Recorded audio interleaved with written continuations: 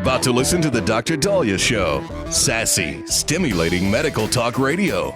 Any medical advice Dr. Dahlia Wax gives on her show should not be substituted for an actual visit to your medical provider.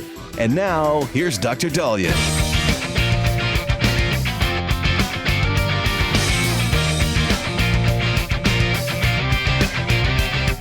And we're back on the Dr. Dahlia Show. Thank you all for tuning in. 1-877-Dr. 1-877-DOCDALI. So some of us have seen videos, especially this one, where in Texas, after the Karmelo Anthony case, where Karmelo Anthony was found guilty of murder and sentenced to 35 years behind bars for fatally stabbing 17-year-old Austin Metcalf at a track meet last year, apparently there has been huge backlash and outrage at the jurors. And it has now extended to people just sitting in nearby vicinities, being accused of being on the jury, and now getting attacked. One video shows a man on a bike confronting another person who is just kind of sitting there on the sidewalk.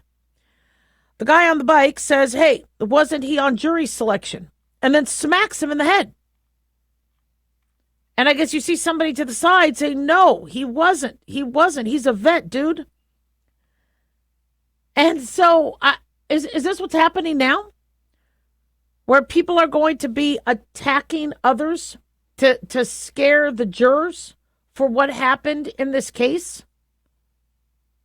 The fear of being called racist is actually causing a rise in OCD. You have people, I guess, I've been reading these psychological accounts and these blogs and these reports that you have individuals that are now suffering with obsessive compulsive disorder in fear that they could do something or anything that be construed as racist. And this is a growing phenomenon. And is it intimidation?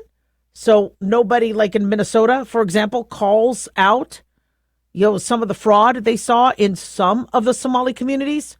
One of the whistleblowers said that she identified the fraud, but when she spoke out about it, they said that she would look racist.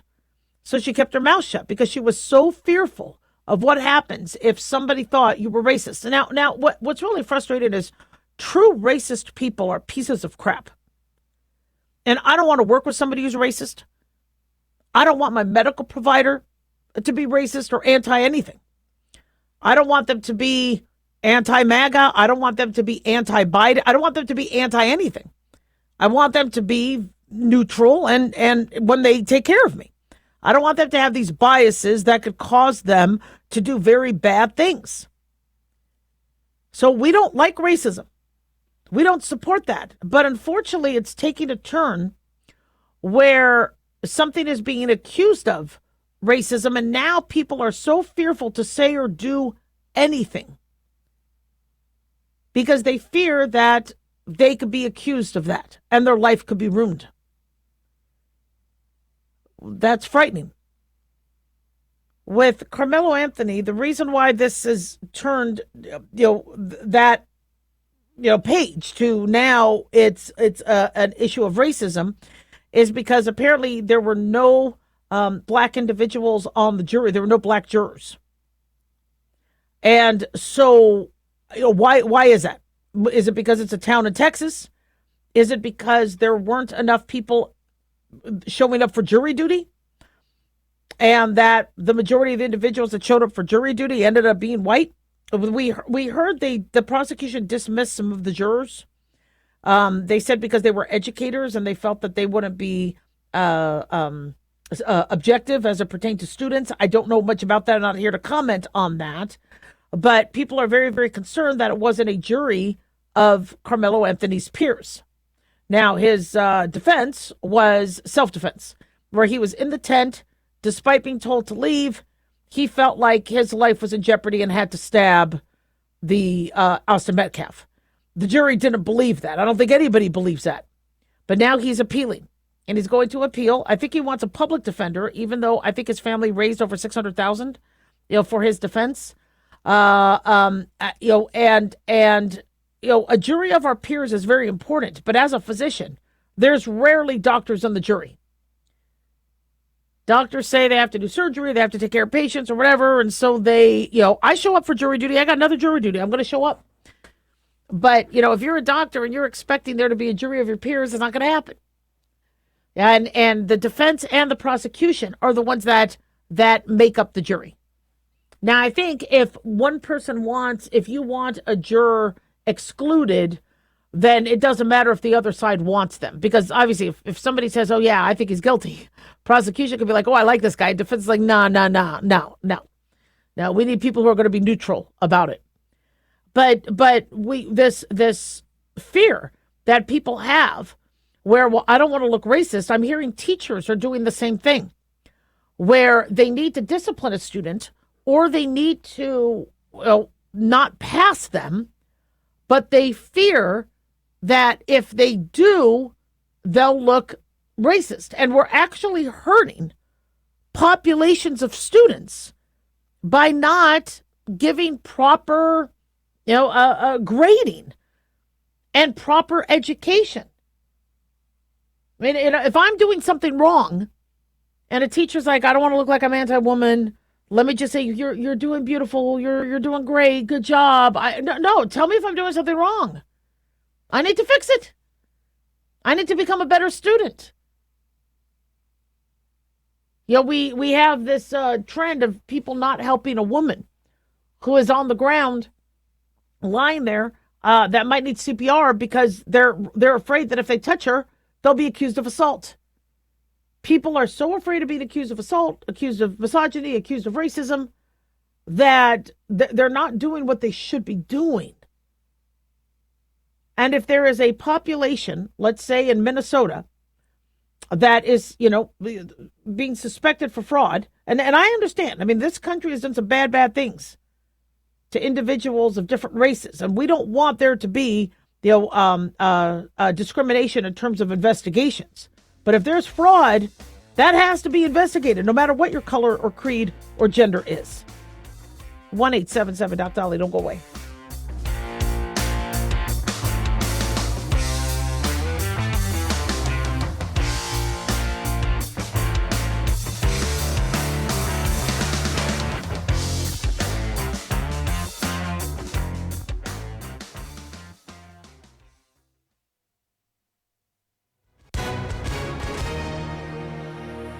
Hi, everyone. If you've been injured in an accident and think you deserve compensation, listen up.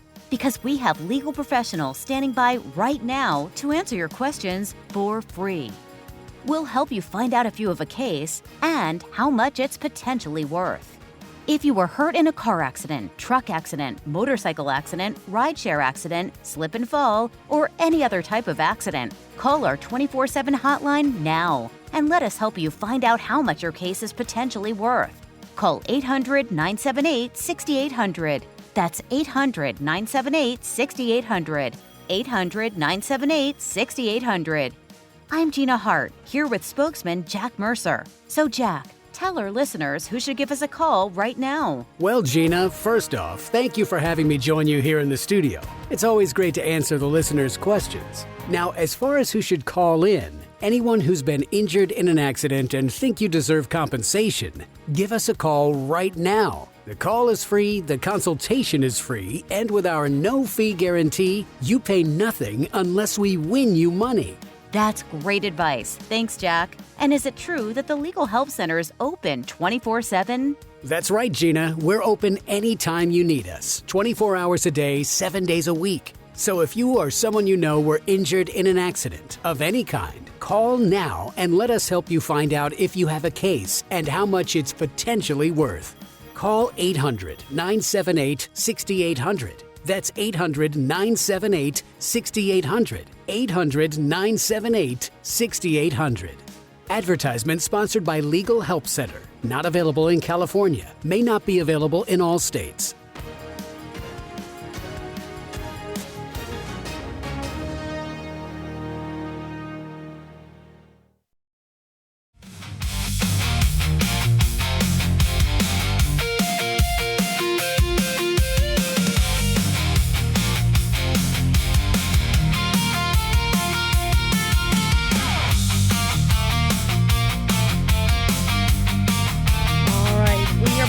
Dr. Dahlia Show. Thank you all for tuning in. 1-877 Dr. Dolly, 1-877 DOCDALI. Big thanks to Talk Media Network for making the show happen. Big thanks to Daniel, our producer, and big thanks to y'all for tuning in. We really do appreciate it. Don't forget to follow us on Twitter or X at Dr. Dahlia, Facebook, The Dr. Dahlia Show, and on YouTube, click like and subscribe. So remember a couple years ago, there was, I believe, a 13-year-old boy that died after doing the Benadryl challenge. Apparently this Benadryl challenge is still going on, where these kids take Benadryl and they overdose to the point where they're getting hallucinations and seizures. And I don't know who's challenging them to do it, but it's frightening. And unfortunately, we're hearing multiple accounts of multiple children who have died as a result of this challenge. Going back to what I told you guys a couple years ago, actually it was a 15-year-old. This was a 13-year-old. Jacob Stevens was hospitalized and 6 days later died after attempting the challenge by consuming multiple tablets of diphenhydramine, which is the active ingredient in Benadryl. Back in 2020, there was a 15-year-old Oklahoma City teenager who died after overdosing on diphenhydramine. Basically, these kids watch TikTok videos and they want to get a trip.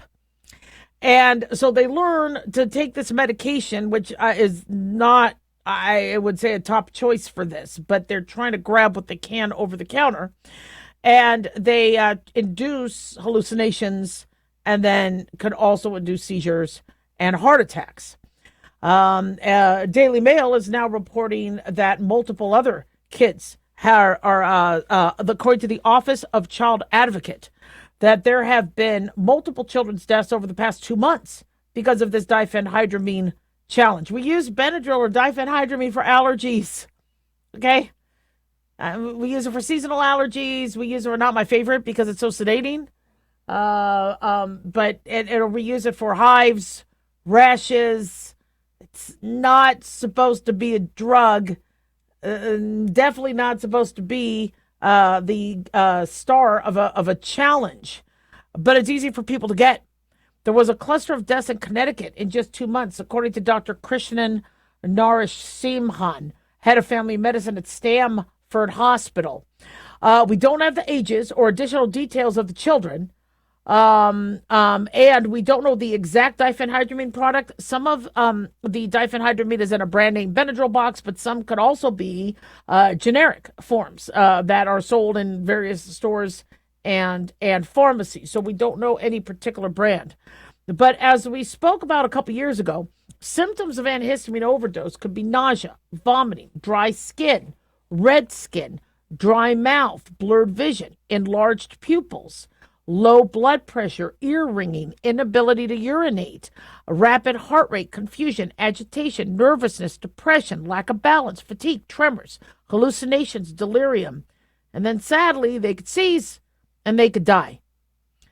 If at all you think your kid has overdosed on Benadryl, and lock it up. Don't let them have access to it. All right, put it with your other prescription medications. You got to call 911 or poison control. I would just call 911 directly because unfortunately the overdose could be serious. Yeah, we're talking about an overdose of an antihistamine.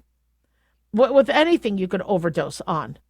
And it's sad that this is what they're doing. These challenges are, from a psychological standpoint, not shocking that kids are doing this. Okay, kids have always wanted to do outlandish things to get attention. Part of their forming their identity is to, and to get noticed and to find a mate. Because in the animal kingdom, what do animals do in order to, get noticed? Well, they may peacock, they may, strut, they may sing. My male cat, he just would, up and down the house going, meow. And then the lady kitty cats are like, oh, hi. I was like, come on, please. I'm like, really? That's your game? That's your game? And he's like, hey, I'm working the ladies right now. Okay, don't crap my style. I go, that's your game? Really? Come on, you have better game than that. But he would just, go around. I go, you got poo-poo powder stuck to your butt. Clean yourself off first if you want the lady kitty cats. And he would just roam around and just be all thinking, he's all that. But in the animal kingdom, that's what animals do. And then you got, the female animals. with their pheromones. And, they're, in fact, it's interesting because I have a kitty cat named Sashi. And she would always be, she should sit pretty, protected, kind of, she'd cover up her privates. But whenever he would be roaming around, she would be lying there, right? Spread eagle, showing off her tummy, lying there late. And I'm like, oh my gosh, can you put some panties on? This is ridiculous. This is a family. I got young kids here in the house. Okay, this is ridiculous. And she'd be lying there going, no. And then Shake would come over. And this is, and by the way, they were all spayed and neutered. I don't know how they had such a thriving sex drive after being spayed and neutered, but that's just kind of what they did. But these girls, these female animals, they know how to play it and how to attract a mate as well. So when you're looking at, sadly, these teenagers, okay, some might try to do it with fashion, some might try to do it with a varsity jacket or sports, and but now they're going to tech, they're going to videos, they're going to, well, how do I get people to see me? How do I get people to notice me? I need to get followers. In fact, I'm hearing from kids that they think that the only way they're going to make money later is if they become an influencer, because they think they're going to get a job later and get fired. Nobody thinks they're going to be able to keep their job. So well, how do I get followers? I'm going to do something crazy. And so when these challenges come, they're tagged, they're hashtagged. So if you're a part of it, even if you don't have followers and nobody knows who you are, if you tag it, you get connected to a long string of this. And then you might, by an algorithm, get seen. People want that. That's a drive. You would think they wouldn't do something stupid like take too much of an antihistamine, or do the toilet bowl challenge where people would lick a toilet bowl during COVID, or the condom challenge where they would stick a condom in their nose and then pull it out of their mouth, or they would take a condom and put a bunch of water in it and then drop it on their friend's head. That was a challenge. There was also a challenge where people would eat the box of things. So like you had a cereal box, they would eat the box. You had the Tide Pod challenge where people put as many Tide Pods in their mouth until one would burst. Again, extremely dangerous. You had the vacuum bag challenge where somebody would put their friend in a bag, a garbage bag, and then they would vacuum out the air, practically suffocating them. Stupid, dangerous. In fact, I saw a video where a dad did that to his kid. Child Protective Services should visit that dad. And then one of the stupidest, very risky challenges we've talked about on the show was the fire challenge, where a buddy will videotape you lighting yourself on fire and then you running across the apartment or the house to get to a shower and turn on the water to wash off the fire. These are going to be our future leaders. These are the people we're expecting to take care of us later. I mean, I did stupid things as a kid, but not this stupid. I mean, I would not light myself on fire. Why? Because they want attention. They want followers. They want to feel a part of a community. And these predators, they know exactly what they're doing. Do you think the person designing this is like, I'm going to overdose on Benadryl, or I'm going to light myself on fire? There's been kids having multiple full thickness. We don't say first degree, second degree, third degree. We say partial thickness or full thickness. Full thickness burns all over the body. In fact, one kid I think is now paralyzed because he did the couch surfing challenge, where his friends tied a couch to the truck. One of his friends did it without a problem, so he goes, I'm next. He gets on it, and then unfortunately gets loose, and it throws him off, and he suffers real severe trauma and injuries. For me, I would get attention by, being class clown, making jokes. My athletic abilities might have garnered a little bit of attention, but I wasn't too much of an athlete to the degree I wanted to. But I was able to still, do some stuff out there on the field.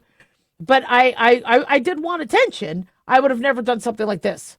You need to really see what your kids are doing, because unfortunately they could die. In fact, some kids, they want to get attention even by suicide.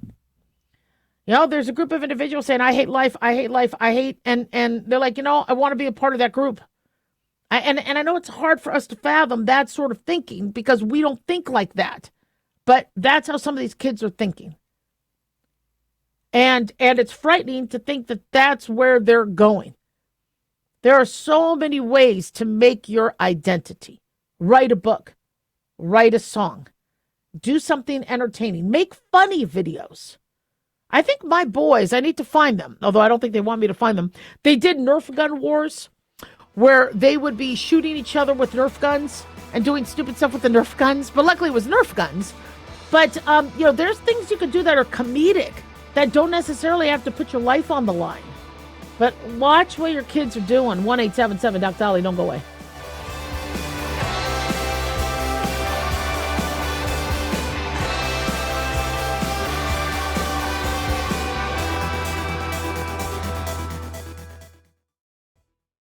At Hot Shot Secret, we share the science behind common diesel problems and their solutions. For example, Diesel fuel cetane levels. in many states, the cetane rating in diesel fuel is 42 to 45. Most diesel engines operate more efficiently with a cetane rating of 48 to 50. One treatment of Hot Shot Secret Diesel Extreme will raise your cetane 7 points, increase fuel economy, and improve cold starts. Due to a cleaner burn, there are less hydrocarbons and particulate matter in your exhaust. This reduces the blockage of your diesel particulate filter. Using Diesel Extreme generates 83% less DPF regeneration. The 6-in-1 Diesel Extreme formula also includes the most concentrated detergent on the market, lubricity enhancer, water demulsifier, rust and corrosion inhibitors, and a fuel stabilizer. Hot Shot Secret Diesel Extreme is available nationwide at truck stops, fine farm and auto stores, and online at hotshotsecret.com. Hot Shot Secret, powered by science.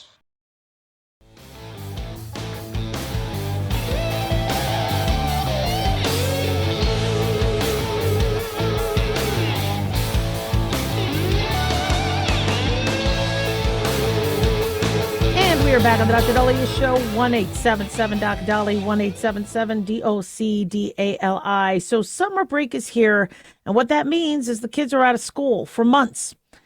Kind of wish we could do something more year-round where teachers can get breaks and we split up. Maybe we widen winter vacation more and shorten summer vacation. But unfortunately, the default for a lot of these kids are going to the screens. Many families are noticing a dramatic increase in the amount of time children are now spending online. Experts say this shift may also be linked to changes in their mood, stress, sleep, and overall digital well-being. I am really excited for our next guest, clinical psychologist and digital health expert, Dr. Lauren Lee. Dr. Lee, I am so glad you're coming on today. Thank you so much for being here. Thank you so much for having me on. Wow. So, parents have been concerned that there's been a lot of digital use during the school year. How does the device use change now that we're looking at the summer? Well, summer is increasingly being shaped by technology too, and it is changing the way that our kids play, socialize, and relax. So what we see is that school routines disappear and our kids' device usage creeps up until it hits weekend usage levels, and then it stays there all summer long. To put some numbers to it, our research found that screen time increases by about 30% for kids aged 7 through 12 during the summer months. And 75% of younger kids told us that they would rather watch videos than play with actual toys. So this is becoming a widespread concern, so much so that even Hollywood is taking notice. The villain in Toy Story 5 is actually a tablet. I'm excited for that. I cannot wait for Toy Story 5. But I love you bring that up, Dr. Lee, because the fact that kids are choosing tablets over toys, and I know there's some other things we want to talk about, but I think the psychology behind that is when my brother would break his toys, I remember he got in trouble. And when the toy was broken, it was gone. My folks didn't get him another one. And I wonder if one of the reasons why the kids prefer tech sometimes is because it's always there. You're absolutely right. I mean, tech is available 24/7. One of the things with tech, too, is that it takes very little cognitive effort for children to watch videos, right? It's a very passive kind of consumption experience versus, say, something like imaginative play that takes a lot more energy and effort for them. And, depending on where you live during the summer, when there's the summer heat going on, it's easy to see why tablets may win out. So my go-to apps, are Candy Crush. I think I play a Tetris game and the sport book. What are the apps that the kids typically use? Well, younger kids are on YouTube and Roblox 86% of the total time that they spend across their top 5 platforms in the summer. And teens are a little bit different. For them, social media dominates. We see that more than half of their total time is spent on YouTube, TikTok, Instagram, and Snapchat.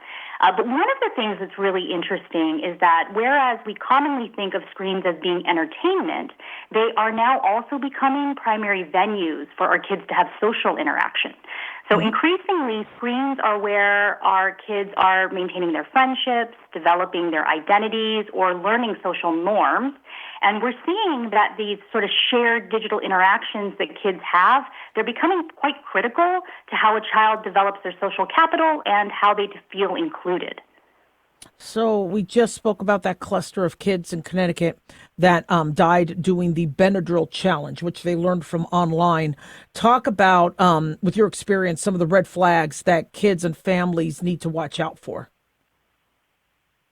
Well, absolutely. I mean, certainly there is content exposure, right, and what children may see online. We also, though, think generally screen time and too much of it can have harm for kids in terms of their mood, their stress, their sleep, and other behaviors. In fact, when you start to see a shift in your kid in these ways, it could be a sign that their digital well-being is low. And this is really common in the summer months. We find that 1 in 3 children experience this low digital well-being during the summer. And so besides just content that you want to watch out for, there's a couple behaviors or warning signs I want parents to know about. The first is late-night device use. The next is sudden changes in the apps or platforms that your kids are on. The third is withdrawal from offline activities. And the last is mood shifts that your kids may be experiencing after they have been online. These are all sort of critical warning signs to look out for. So true. Dr. Lauren Lee is a clinical psychologist and digital health innovator leading the development of child safety and well-being products at Aura. Drawing on behavioral science, she helped shape Aura Parents, the company's family safety and wellness platform, creating tools designed to protect children online while supporting healthier digital habits and family dynamics in an increasingly connected world. I love that you're here because this is so helpful. So what are some steps parents should take to help kids build healthier digital habits? Well, I want to assure parents of one thing, and that's that there's good news. I mean, kids still really do crave real-world connection. Over half of the children that we've surveyed in our research have shared with us that they know that too much screen time is not good for them. And when we've asked kids what they're most looking forward to this summer, it is not staring at their tablet. Instead, it is playing with friends or being outside. So my advice is actually pretty simple. It's not to eliminate screens, but it is to look for ways to create balance in your child's life.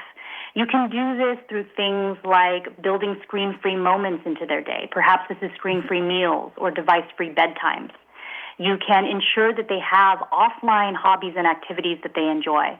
And really important here, ensure that they've got ample time to spend with their friends and their family. You know, also, since I've been doing telemedicine, my kids see me on the computer more. And so I'm trying to tell them to stay off the computer, yet they're looking at their parent as, but you're on the computer. And so, we really do need to lead by example. Yes, I absolutely agree. I think one of the challenges for parents is that, we focus a lot on the screen time number. And the screen time number is important, right? I think so many parents have heard the 2-hour kind of rule with day to day. But one of the things that we're finding is that the content that your children are engaging with is actually much more critical than the total or absolute number of minutes that they're online. So I hear what you're saying about modeling by example, but I think, sharing the context of why you're online is also super important for them to understand. In the last 30 seconds, where can our parents or listeners go for more information? Well, I want to share with the listeners that we've got this fun 90s summer quiz that we created in partnership with Common Sense Media, and it can help to shift your child's online interest into offline fun that's good for them. You can find that at auraparents.com. You can also learn more about our tool, Aura Parents, that helps give you insights into your kids' screen time and digital well-being so that you can support their healthier online habits over time. Check out auraparents.com. Dr. Lauren Lee, can't wait to have you back. This was fantastic. Thank you so much. Thank you so much. So when we come back after break, I'm going to give you guys some things that you could do with your kids, your nephews, your grandkids. You know, it's interesting. My nephew reached out. I got some amazing nephews, and they want to hit a water park. And I usually will take them, and so I want to take them. Although I got to tell you what they do to me at the water park. I got to tell you, I yell at them more than anything. So it's not that much of a bonding experience. But you know, we feel like there's not a lot of options in the summer, especially where I live, where it's really, really hot. Luckily, we don't have the humidity. So, you know, when we get back, I'll kind of give you guys some tips on what you could do for you and others to, you know, get kids more active. But you're going to hear this term digital wellness. It's going to come back a lot. You're going to see this a lot, where we're looking at, you know, people's digital health, or what the digital world is doing to their health, from a mental health standpoint, from a physical standpoint, from a not getting vitamin D, from a, you know, getting depressed, from a being exposed, you know, to predators. I mean, we do understand that there's apps and games, and we don't mind kids having some access, but we have to figure out ways to limit their screen time. And like Dr. Lee said, you know, manage it and supervise it, so we know what's going on. Don't go away. We'll be right back. 1-877 Doc Dolly.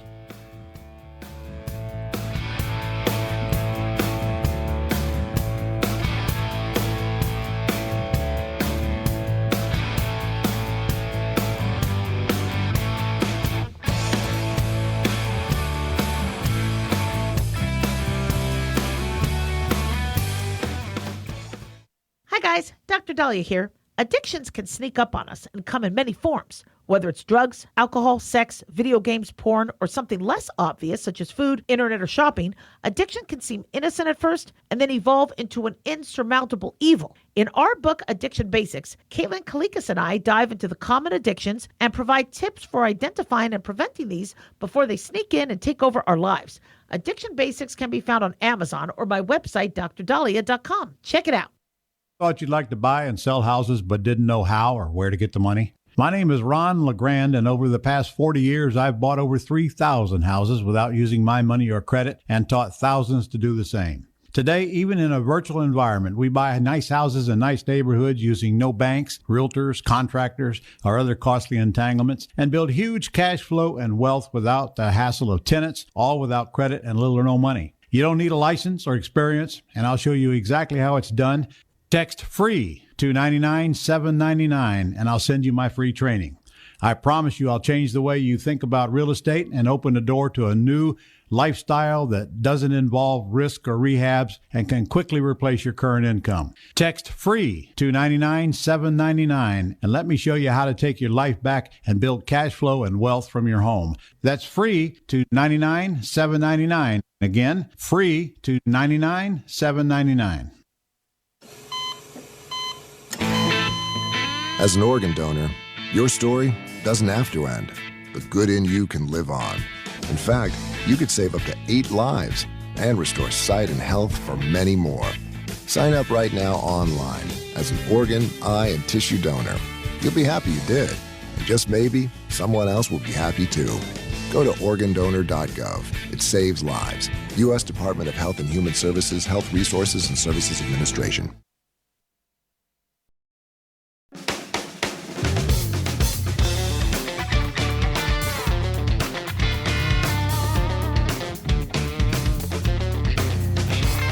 Back in the Dr. Dolly Show, 1-877 Doc Dolly, 1-877-DOCDALI.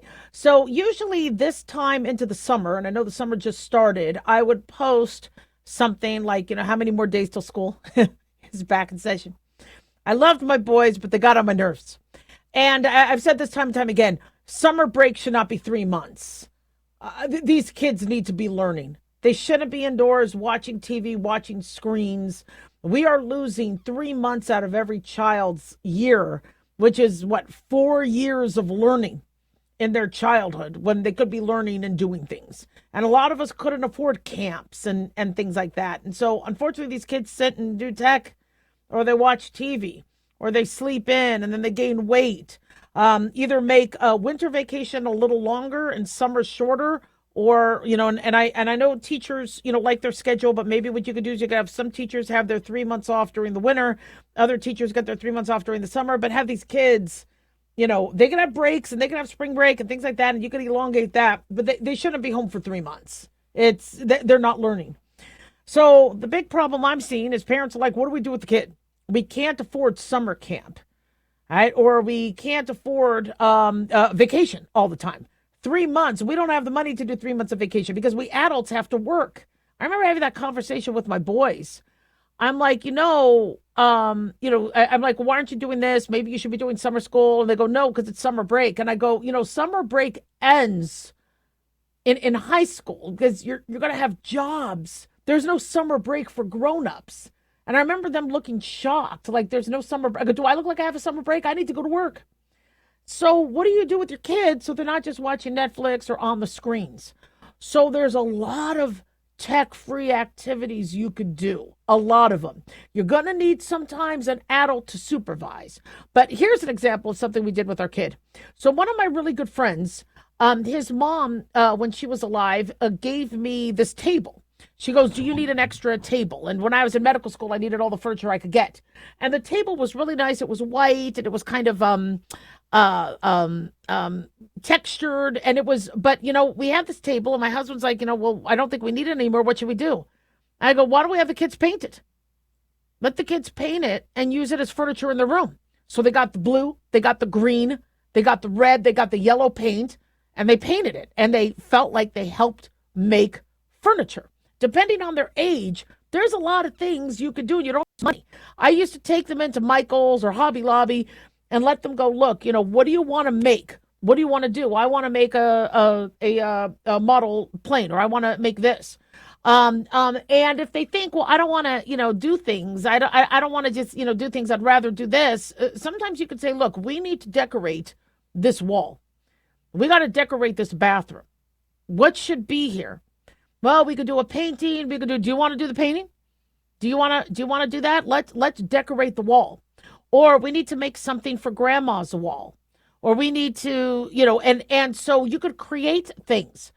I bring this up, and I know a lot of you guys are going to laugh, but have your kids write a book. It doesn't have to be a best-selling New York Times book. Your 8-year-old can write a book. Even if it's 10 pages, Amazon will publish it for free. Have the kids work on a book.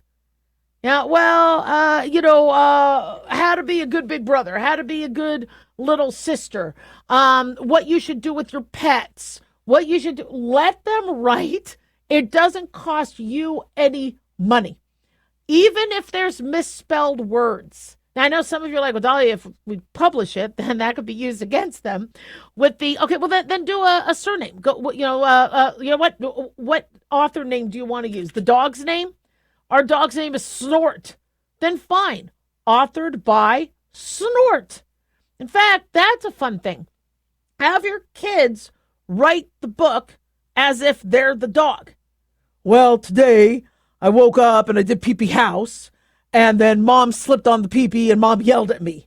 Day 2, I went pee-pee house and I ate the cat's eats. And I mean, do that. Let them do that. And then they could pick a cover. They could publish it on Amazon. Yeah, you might have to spend a couple bucks to get the copy. But oh my God, the family will love it that your kid authored a book. And if they're old enough to actually author something pretty cool, it's going to build up their resume. I mean, if there are free camps to go to, have them do some of those. If you can, take them camping or fishing. That's good. But let's say you don't have a lot of time off and you can't travel, or gas prices are too high, whatever. One thing that I think is really fun that I did with my kids is let's go look for lizards. We're not going to hunt the lizards. We're not going to kill them. But what we're going to do is let's go find some lizards. So we would go out into the desert area, and we didn't want to find snakes, but you'd find lots of little lizards.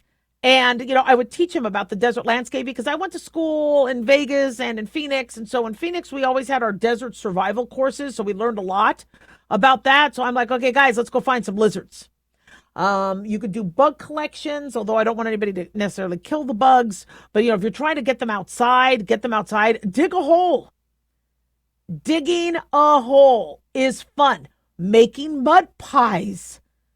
Do that. Now, when I was a kid, we would take magnifying glasses and try to burn leaves. I don't want people starting fires. But, I mean, there's a lot of cool stuff you could do outside. You could take some crayons and watch them melt and see how long it takes to melt. And then indoors. Let's say it's too hot, so you don't want to go outdoors. You want to do indoors. Teach them how to make popsicles. Get a bunch of popsicle sticks. Have them make a nice fruity drink, right? And then have them stick the popsicles in them. Have them bake. Have them cook. Have them help you do meal preparation. Have them help you cook. There's a lot of different things that you could do. Bird watching, flower photography. Let's come up with some really good pictures, and then let's blow them up, and we'll decorate the house with them. But they need to feel like they're doing something. Now, I remember my kids would get bored, so I'm like, well, I'll take you to Target. So would walk around Target because there'd be air conditioning. But the problem is then they want to buy stuff. So taking them to stores is not good because then they want to buy something. But if you're going to take them to like a Home Depot or a Lowe's, or take them to like a hobby store, what is something you want to make or something you want to create? Another thing is charity work. All right, guys, we need to drop off clothes and stuff, you're going to come with me. And, you're going to be a hero doing this. So what can we donate? What do we have? Let's go around the house and find something that could be really, really good to sell, or not to sell, to donate. And then that too, let's say, do a garage sale. Kids like money. They like making money. Okay, guys, this summer we're going to do a garage sale. Let's make some crafts. Let's do some drawings. Let's find things that look good, but let's make some money. And then with that money, we'll use it for a trip or a toy or something like that.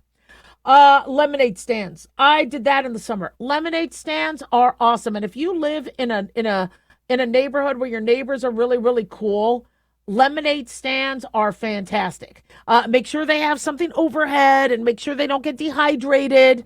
But anytime I see kids do a lemonade stand, it's interesting because I go, wow, they go, yeah, because we want to raise money for our parents' birthday gift. They're probably lying through their teeth, but you know what? I'm sold. The fact that you're here and you're not playing games, and you're actually learning how to make money and you're learning how to do sales. So the other day I was at the grocery store with my son, and 2 kids came up to us saying, will you buy our candy? And they had all these boxes of candy. And I go, yeah, because I'm thinking it's $1 a piece. They go, $5. I go, $5. They're selling them inside the store for $3 for $5 because they bought them and then they went and they sold them. They were, but I'm like, how about this? I'll give you $2. All right. I'll give you $2. And they took it. They took it. But, to see them, even though, yeah, they bought it cheaper and then they went to people in the parking lot to upsell, that took some guts. That took a lot of, that took some marketing savvy. And they knew exactly what to say to get me to buy something. In fact, I think I gave them $3 because I wanted to give them a tip. I go, here's $2 and here's a tip. But don't be trying to sell these for $5. Okay? You'll make more if you sell them a little cheaper. 1-877-Doc-Dolly. Don't go away.